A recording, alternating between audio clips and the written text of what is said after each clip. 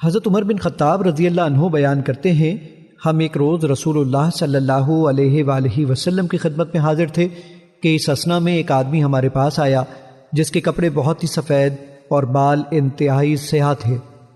اس پر سفر کے آثار نظر آتے تھے، نہ ہم میں سے کوئی اسے جانتا تھا، حتیٰ کہ وہ دو زانو ہو کر نبی صلی اللہ علیہ وآلہ وسلم کے ساتھ بیٹھ گیا اور اس نے اپنے دونوں ہاتھ اپنی رانوں پر رکھ لیے اور کہا، محمد صلی اللہ علیہ وآلہ وسلم اسلام کے متعلق مجھے بتائیں۔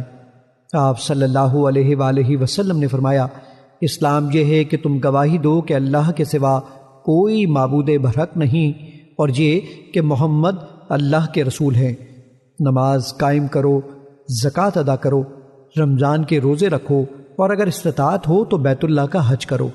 اس نے کہا، آپ نے سچ فرمایا۔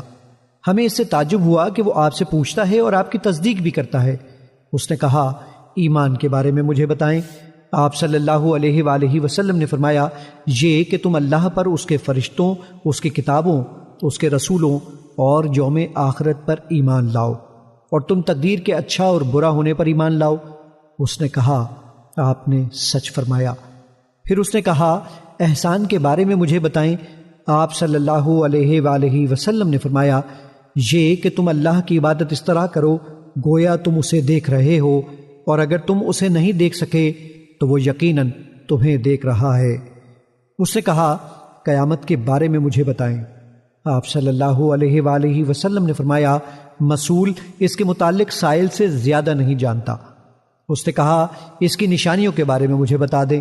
آپ صلی اللہ علیہ وآلہ وسلم نے فرمایا، یہ کہ لونڈی اپنی مالکہ کو جنم دے گی، اور یہ کہ تم ننگے پاؤں، ننگے بدن، تنگ دست بکریوں کے چرواہوں کو بلند و بالا عمارتوں کی تعمیر اور ان پر فخر کرتے ہوئے دیکھو گے۔